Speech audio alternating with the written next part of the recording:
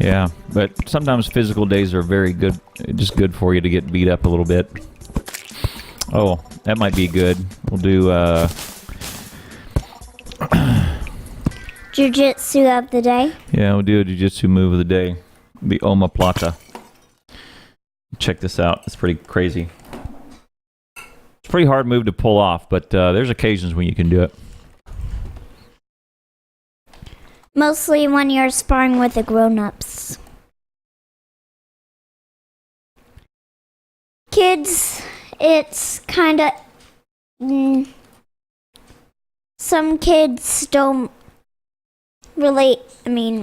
forget how to get there.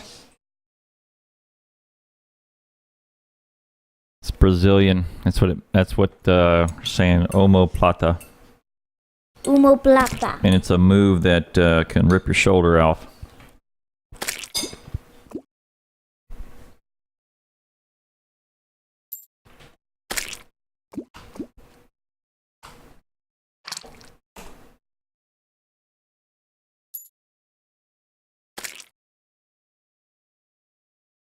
There you go.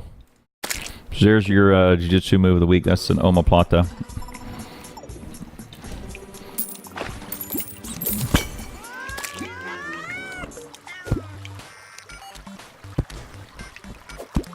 So I managed to escape from an omoplata the elegant, advanced way. There's another way that's more brute force, where you do this little roll and you flip out of it, but it's kind of a strongman technique, which is what I did not do.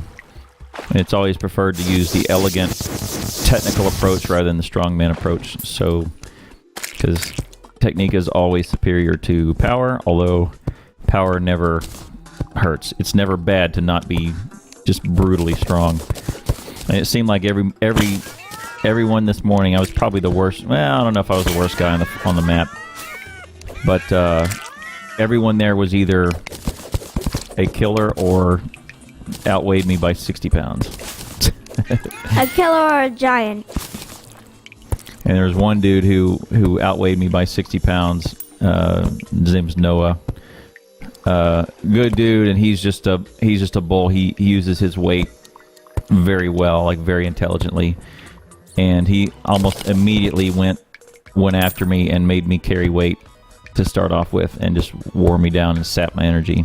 Which is one of my strategies too, because when I'm not that strong technically, I want to get on top and make someone carry my weight, because I do have pretty good cardio and I can last a while. A lot longer than the average person. So, one of my strategies is just to outlast. So since it's like Survivor, since I can't outwit, I can outlast. So sometimes I do that too. This dude, when he's up 60 pounds on me, there's I don't know if there's not much I can do. Even when I'm doing the right technique, still it's hard to move a 210-pound dude off of you when he doesn't want to be moved off.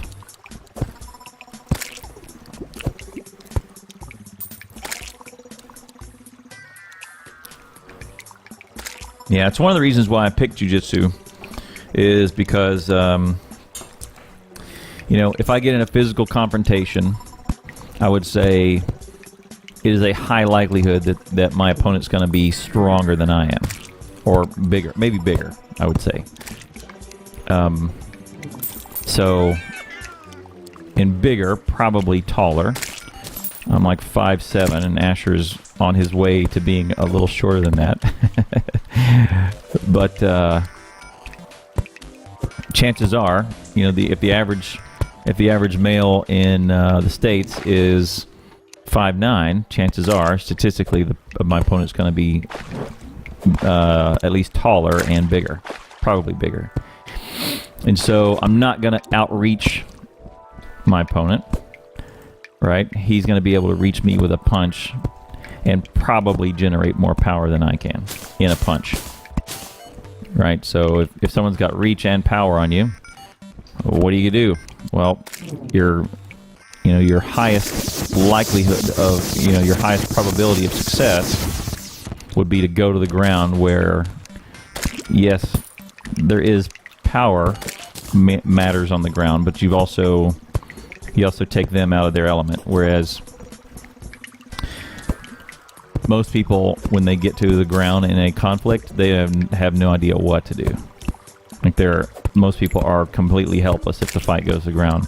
Most people are completely helpless on their feet, but at least they have a puncher's chance of getting lucky and catching their opponent in the temple and knocking them out. But on the ground, you can't really do that. You can't get lucky. You're not going to get lucky. You're going to get strangled, tapped. So that's the reason. Plus, I don't want to get hit in the head. Like, I don't want to take cranial punishment. One, could damage your... if you damage your pituitary, there's TBI information, traumatic brain injury information that comes out that say a damaged pituitary can offset your levels of testosterone, which means, and it affects depression and all kinds of other stuff. Not to mention memory and depression and all that sort of stuff. The same thing that the soldiers come back with is TBI, traumatic brain injury. But it may even throw off your balance of testosterone, which affects the way you recover and your ambition and your attitude and all kinds of stuff. And that will affect you physically. Like, you won't be able to exercise and build muscle and recover muscle fiber effectively with low testosterone. So that is a big deal. Oh, and by the way, you could lose your brain and your ability to focus and your cognitive, thought ability. So my rationale was, if I'm going to go through years of training, I would like to not have years of getting my head beat up as a cost for that training. I will, however, cash in and pay for potions. I will pay for the training in, say, a strained elbow or a bent knee or a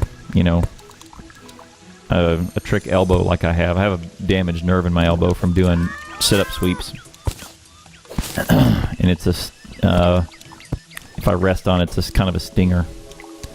And that's pretty nagging, but I'll take that every day over loss of memory and depression and all that other stuff. So yeah, anyway. I thought about this a lot. If you can't tell. And then soon he got me into it. Mm-hmm. So then Ash comes along too, and he is the same way. He's probably going to be undersized as well. Yeah, I'm undersized a lot. He's a lot undersized, so he's going to have the same deal. But his advantage is he's a little more compact than the other kids. He's not skinny, so he's not fat. He's just solid. He's just kind of, for his size, he's a little brick house and a little sandbag.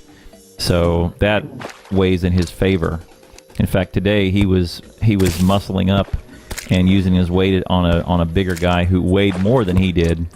But because Asher's weight was stuffed into a smaller bag, it was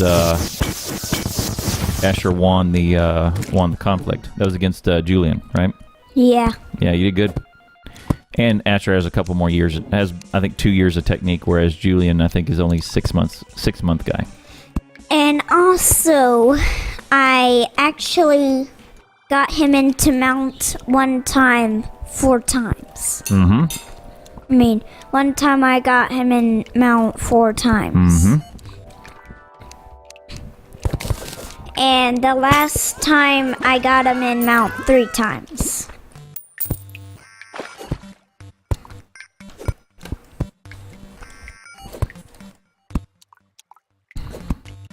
If the nerve damage gets worse, I might look at fixing it with surgery or whatever, but doesn't hurt bad enough now. It's just kind of I'll sit on it wrong and go, and then I'd change my position and it's fine. So it's not worth paying thousands of dollars and going under the knife at this point for a little bit of nerve damage. It's not like I can... Oh, of course I get hit by the... boulder. By the stinking boulder. Man, that boulder and I, we go way back.